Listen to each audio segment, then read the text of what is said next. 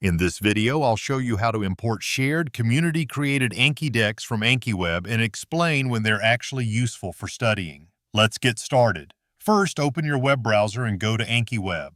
Once you're there, click on Shared Decks. AnkiWeb contains thousands of shared community-created flashcard decks.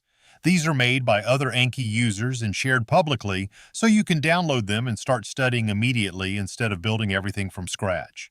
Now you can search for any topic you want. For example, Spanish vocabulary, anatomy, biology, history. When you search, you'll see a list of decks along with details such as the number of downloads and user ratings. A good tip is to look for decks with a high number of positive ratings. This usually means the deck is more complete and better maintained.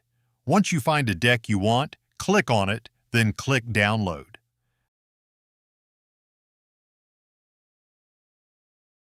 This will download a file ending in .apkg, which is the standard Anki deck format.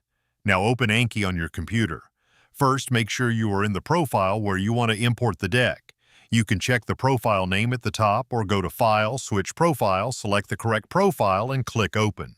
Alternatively, you can click Add, type in a profile name, and click OK. The easiest and quickest method is to simply open the downloaded file while Anki is running. Import the deck into your collection. After the import is complete, the deck will appear on your main screen and you can start studying right away. Now let's talk about whether shared community-created decks are actually useful.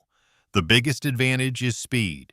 Instead of spending hours or even days creating flashcards, you can start studying immediately with a complete deck.